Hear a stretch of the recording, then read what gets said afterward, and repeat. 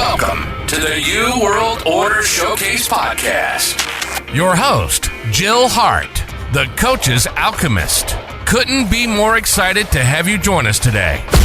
On this podcast, we celebrate the champions of change, the up-and-coming life, health and transformational coaches who are fearlessly stepping forward to make a difference in the world. Get ready for inspiring stories, practical tips, and powerful moments that will motivate you to make a positive change in your life and those around you. We're happy to have you join us on this incredible journey as we dive into the world of life, health, and transformational coaches who are lighting up the path towards a better tomorrow.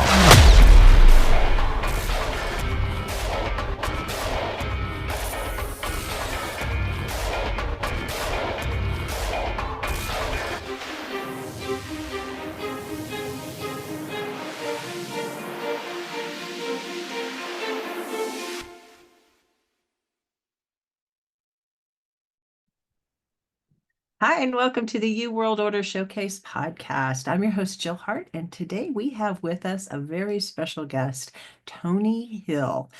Tony is a Pinterest strategist and coach. He is the creator of PinClicks and the Maverick community. His mission is to help others get their great ideas seen in the world of Pinterest, and he is also the host of Pin Talk podcast with Carly.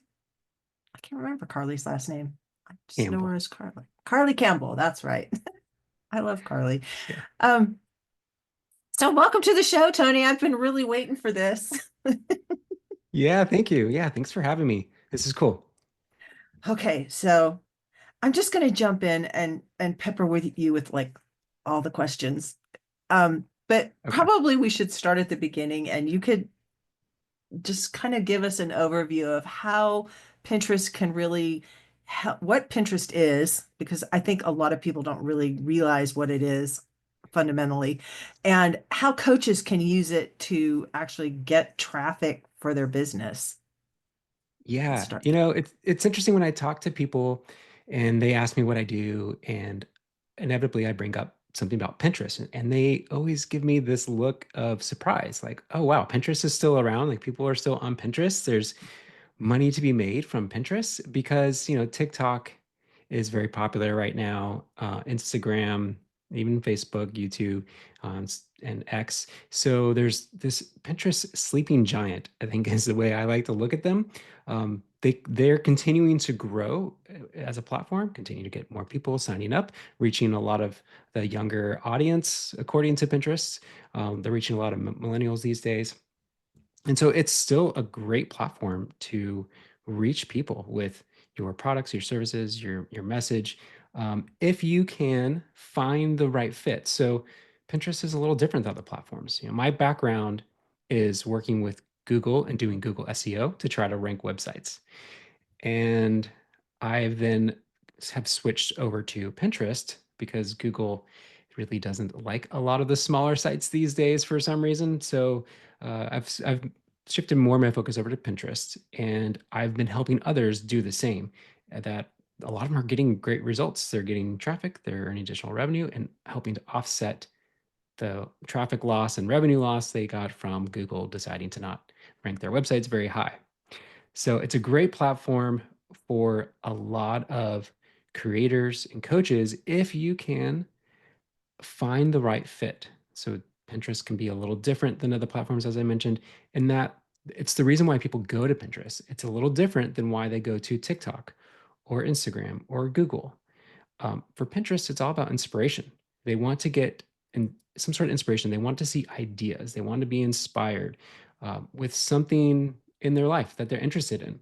And versus like going to Google, where oftentimes they've got a specific problem that they're trying to solve, or maybe they're just trying to navigate to their bank website, and they're just going to type the name of the bank in there.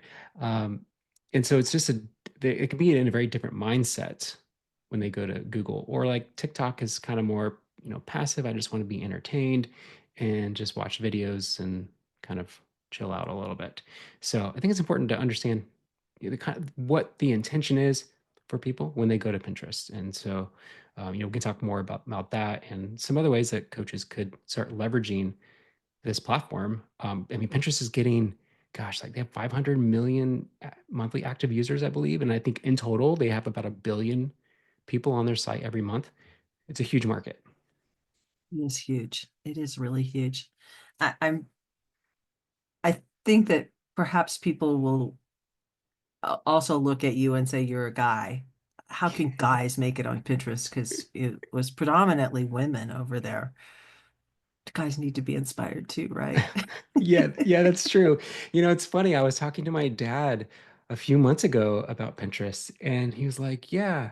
He's like, "I like to go and like he likes to look at pictures of bears. Like these, so every year they've got like the biggest bear contest where these certain bears that they track all over the world, and bears like to fatten up before they go in hibernation mode, and so there's always this contest, and he likes to check out those bears over there. He's really into fishing, and so there's some stuff that he's saving on Pinterest related to fishing. So I was surprised. I had no idea he was using Pinterest, and it's my dad, and I talk to him all the time. So it's kind of that another sign it's a sleeping giant that a lot of people use it. My wife uses it. That's how I got introduced to Pinterest, was because of my wife. Back in the day when Pinterest was coming around and becoming a little bit more popular, first few years, and my wife got on there to like start saving stuff for our wedding, and then she invited me to it to collaborate on there, and then she's just started saving other stuff, like some outfits and jewelry and like home decor stuff, and then I got to like spy on her account and figure out what are the things I can get her for Christmas or our anniversary or her birthday. It was great. And she continues to use it to this day. But yes, like as a guy, that there are less men on Pinterest, uh, according to Pinterest and their stats. It is kind of female oriented. Um, I'm not sure why that is, to be honest with you, but that should be, and that could be just the way that Pinterest promoted itself in the beginning was towards that audience, or I don't know, just the way the platform works and the kind of topics that are popular there just draw in a larger female audience.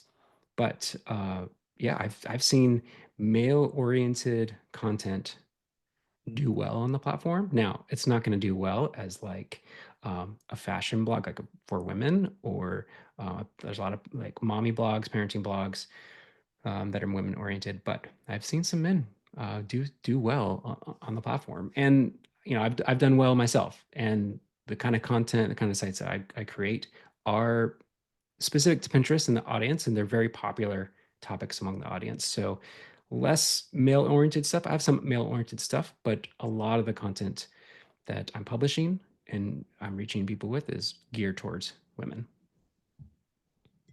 So when it comes to coaches, what kinds of topics could they really get away with talking about over there? And how would they you were mentioning a tool that you have where they could see how their content could fit in over there. Do you want to talk a little bit about that? Yeah. So I've been thinking about this before our conversation today, just trying to get into the mindset of a coach and how they're trying to reach more people. I'd imagine, the person who's listening to this, they want to be able to help and serve more people with their giftings. And so if they can find a way to make that fit for Pinterest, great. Not everyone can, but if you can understand the most popular topics on there, so there are a couple tools. I've created a tool where it's a free tool anyone can use, and basically it's a little database of about 20,000 of the most popular topics on Pinterest. And I'm almost confident that that's it. I've kind of discovered this. It was kind of hidden a little bit on Pinterest, and I figured it out one day. I found all these topics, quickly downloaded them, put them into this tool, and they're matching up with some tools that I see that Pinterest provides as well to understand what are popular topics. Um, but Pinterest has a limitation on what they'll show you. It's called Pinterest Trends. You can check it out. If you create a Pinterest account, you'll get access to Pinterest Trends as well. So between Pinterest Trends and the tool that I have, you can start searching for topics that you talk about with your clients a lot, or that they come to you with. And a lot of times they're like one, two, three, maybe four-word phrases. Um, like for example, financial advice, or savings advice. If you like provide coaching for getting out of debt or saving money, etc. And so you can take some of those topics, plug them in to my tool, also plug them into Pinterest Trends, another free tool, and see what's showing up to see if those words do show up. If they do, that's a great sign that people are searching for this, they're interested in it, and you can start talking about it. So if if I were a coach and wanting to reach people on Pinterest, I would figure out these topics that they're interested in, and most importantly, they want to get ideas for. So again, Pinterest is all about inspiring people with ideas.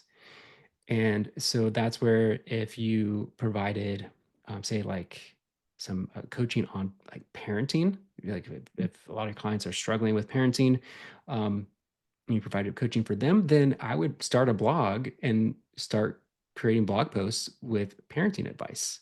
And of course, on every blog post and on the website, you can promote your services. You can promote, say, like a free download in exchange for that person's email. You can get them into an email sequence and continue to educate them and kind of coach them through email and then offer product services, et cetera.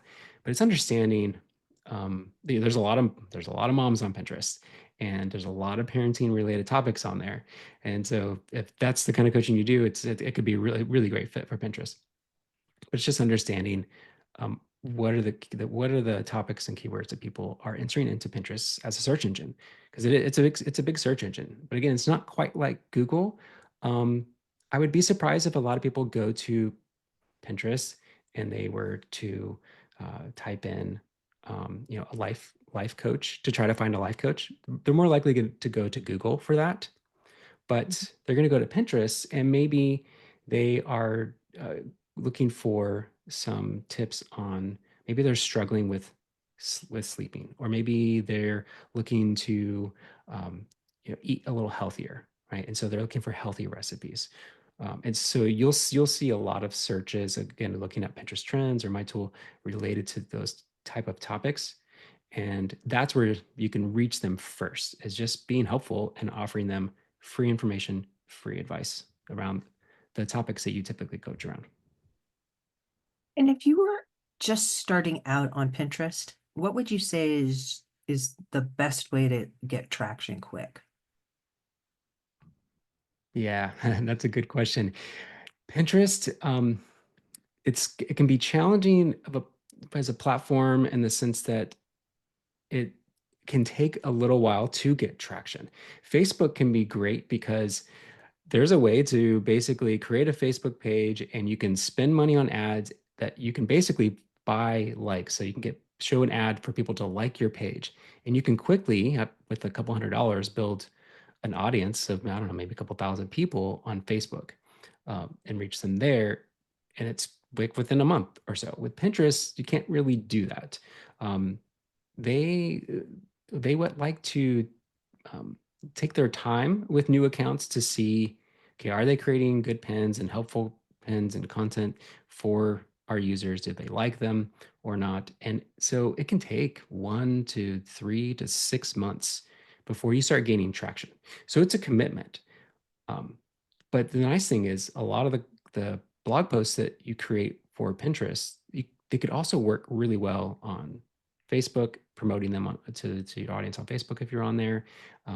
You can create, TikTok videos to promote them, Instagram Reels on those same topics and everything. So if you can find ways to repurpose your content, because Pinterest is a commitment. It's one of those things, like if you dabble in it, you're not going to see very much success.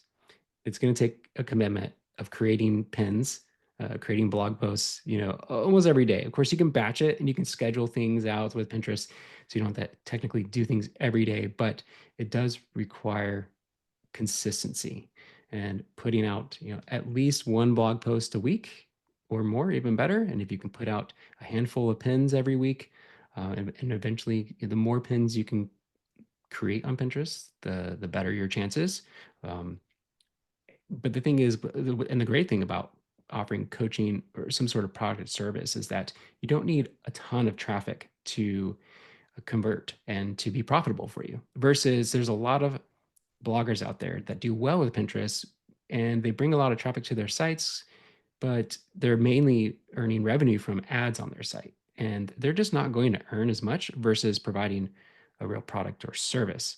And so that's the advantage that coaches have. And so you may only need like 100 or so people per day to come to your site from Pinterest. But for a lot of bloggers, that would not be enough. They wouldn't be profitable off that. But for coaching, because if you can convert them to become clients, you could it could be very profitable for you. So that's kind of the long answer. Just it's going to take some time and commitment, consistency to it. So let's talk a little bit about group boards. But this is a personal question. Okay. um, I've had some experience with Pinterest. I've been around the platform for quite a while, and I know there's always, group boards are good, group boards are bad. How many group boards should you have? How many boards should you have overall? Should all your boards be related to like one topic? Yeah.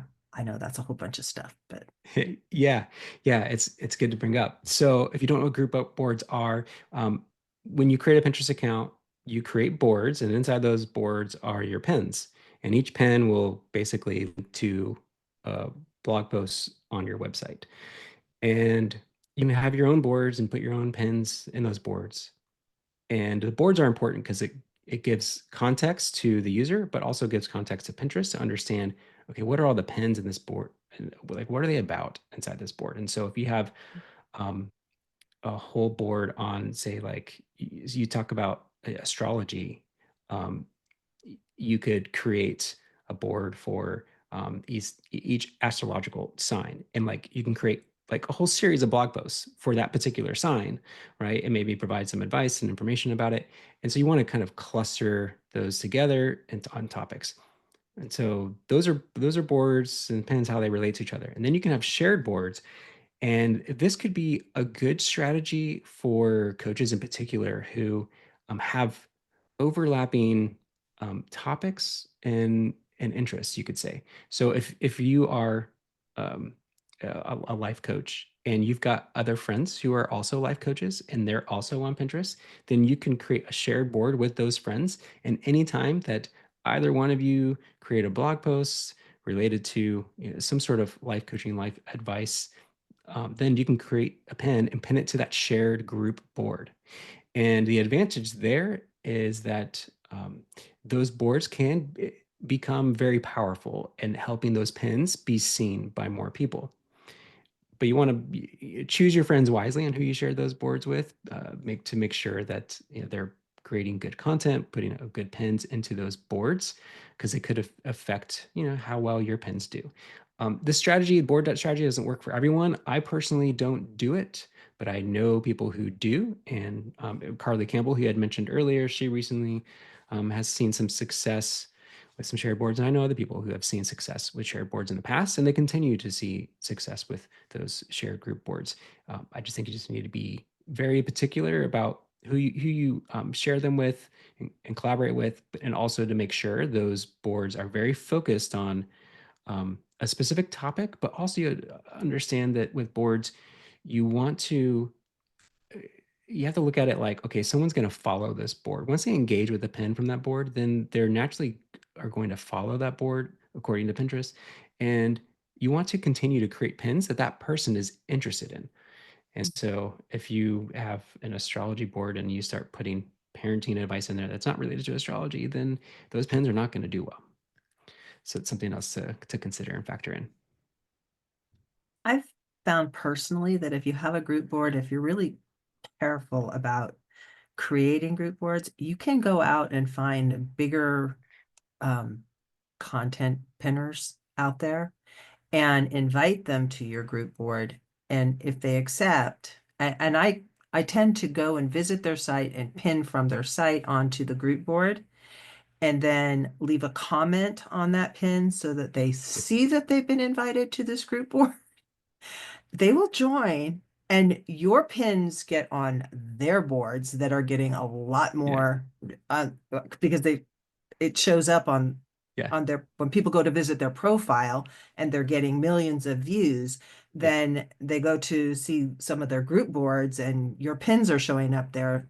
They're they're more likely to get a little bit more traction it's a tactic I use when I start new accounts. That's awesome. Yeah, that's great. That's a smart way to approach it for sure. I haven't heard that particular tactic, so that's Yeah, cool. just I'll have to it's try just that. something different. Yeah. Let's talk about hashtags. Yeah, hashtags. Yeah, um, the hashtags back in the day, it was like hashtag everything. I say back in the day, I don't know, maybe 5, 10 plus years ago. Um, Mhm. we use hashtags on platforms like Pinterest, YouTube, Instagram, I think even Facebook, as it Yeah. was a way to communicate to the code of the platform, like, hey, this is what this is about. If people want to see more this type of content, you kind of label it with a hashtag, and that helped those platforms understand what your content was about to then better distribute that content to people who would find it interesting. But now these platforms have gotten smarter and they don't necessarily need hashtags for you to add a hashtag into your Pinterest description or your Instagram caption. But I still see creators do it. I don't do it myself.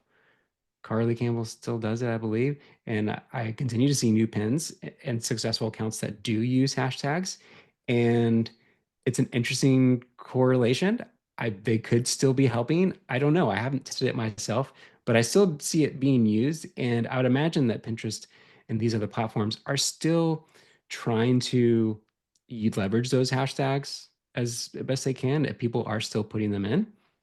So it wouldn't hurt, but I just don't spend any time on it myself. Do you? I do because I've been using AI.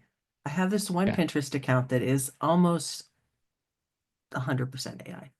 Um, I go to Pincrafter and I Yeah. say I show it the pin, just drop the pin in there and say, okay, I'm gonna pin this pin to this board and this is the link that it's going to. Write me a good title and description. And it always gives me hashtags. And it gives me hashtags for board descriptions too. So I've just been putting in what it says to put in. And I've actually this account, I've been only using it for really a couple of months. It's a couple of years old, but all of those old pins are like, I have to go through and start deleting them because another tool you have uh, that you shared, and I'm a member of your community. So you have this Right. new tool out there that you shared with your community that allows people to go and see which pins are in trouble and possibly going to cause your account to be shadow banned. So I thought it was great. So don't definitely go and join his Maverick community. It's like there's so much good stuff over there. Um, but I forgot where I was going with this. We were on the hashtags Oh and you were yeah. using the pin So crafter. Yep. yeah. So I'm using Pincrafter and just doing what I'm just posting that Yeah. stuff in there. Yeah. And it didn't come up with any of those pins, which is interesting to me. Yeah. Oh, yeah. That is interesting.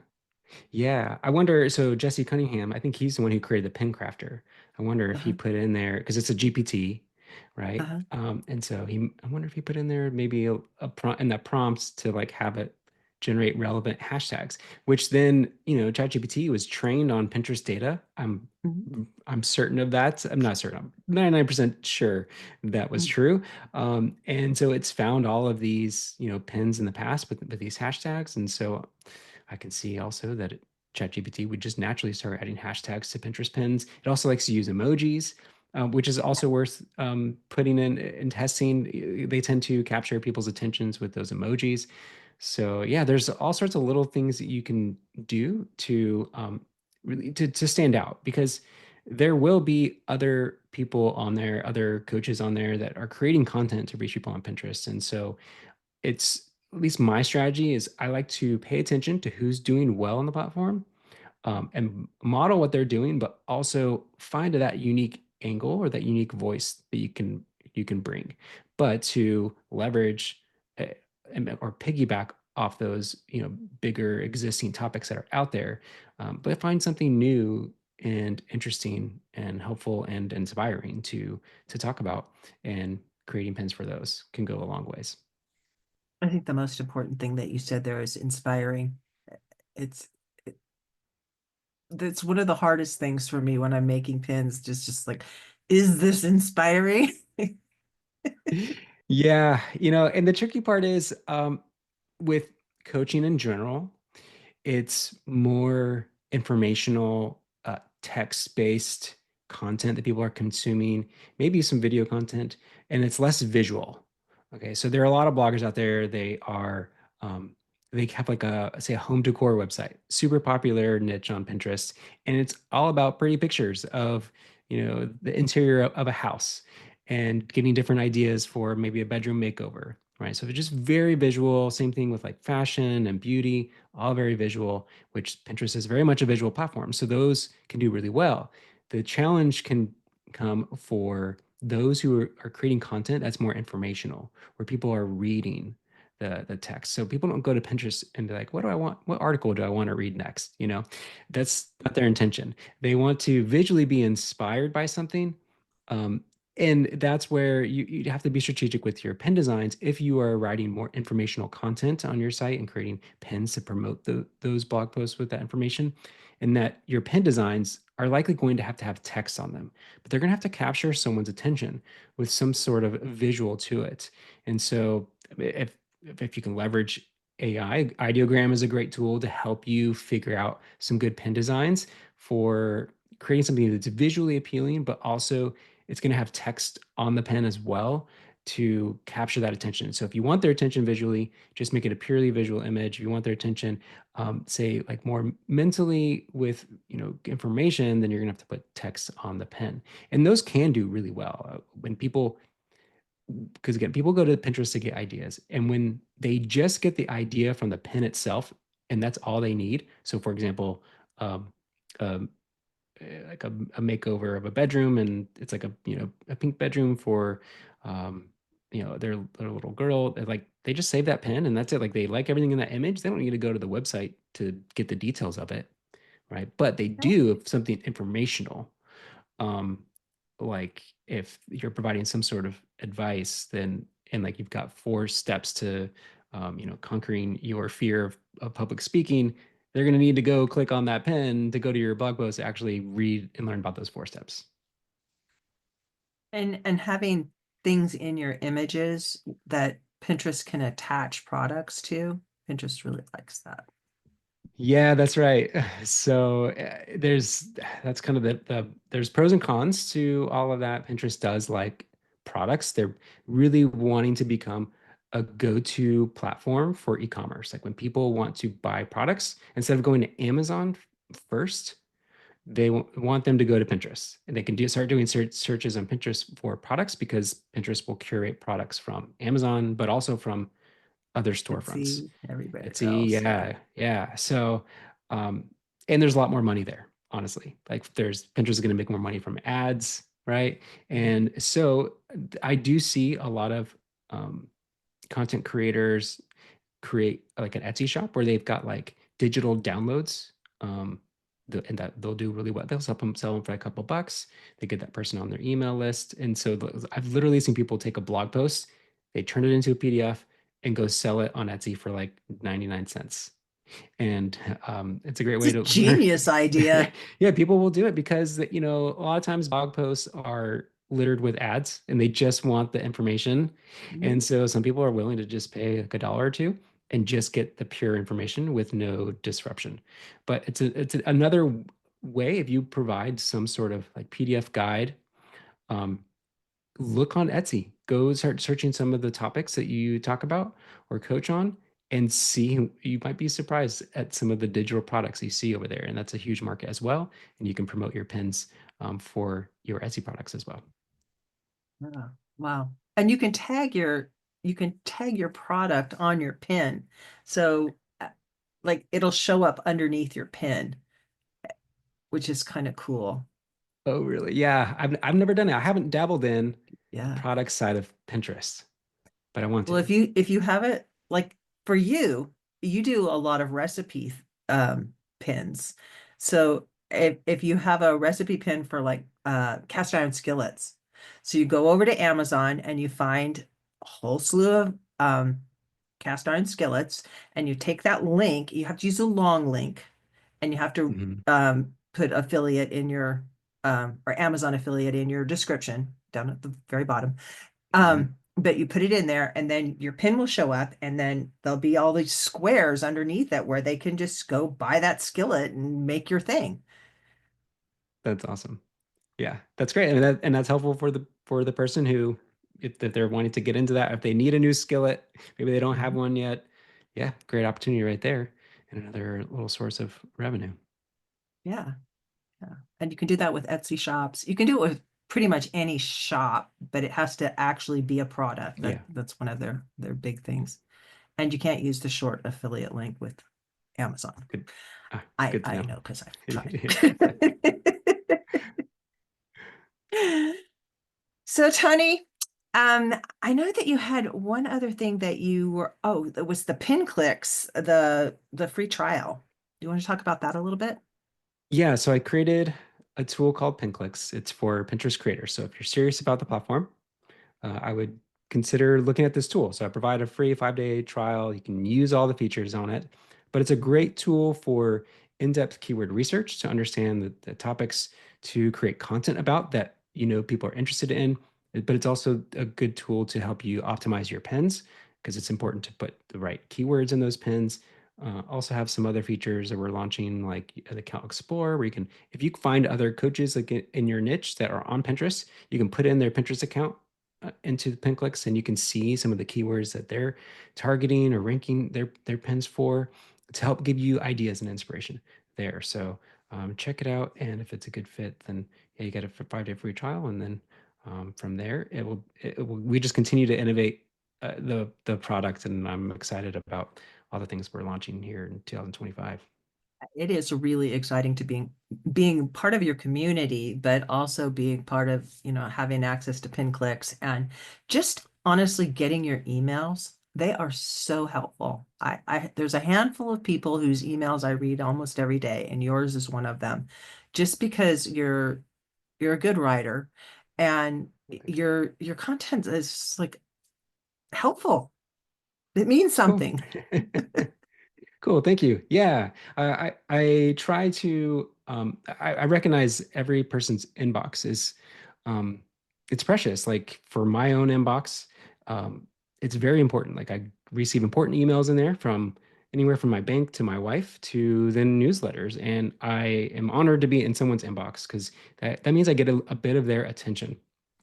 And these days, attention is king, really. Like to capture someone's attention can then you can lead them and help guide them, coach them. And so, yeah, I try to provide as much value as I can in those emails. And so, hopefully, as coaches, that's a great way, really, to earn that trust. Like people will buy from you when they feel like they know, I can trust you. It's one of the reasons why I put little anecdotal stories in my email sometimes, just to have people get to know me, and people will reply and they'll kind of share stories with me about them, and I get to know them. It's great. And so it just builds a lot of trust and rapport. Um, and it just feels good. Like as a creator, it feels good. And then I've just have received replies to my newsletters often, and people just thanking me, and it just feels great. So as my encouragement to everyone else, just if you're going to err on this, I would err on the side of just almost giving out too much, being almost too helpful. There have been times where I'm like, maybe I shouldn't talk about this. It might be too, but I've just have always been like, you know what, I'm going to go ahead and send it and just err on that side. And that served me well. I just love that there's so much generation of ideas in the collaboration. The more information you put out there, then the more people can take that information and shuffle it around, and they come up with a new idea, and it's like, oh, but we could do this and we could do that. And it really just makes the whole world better for Yeah. everybody.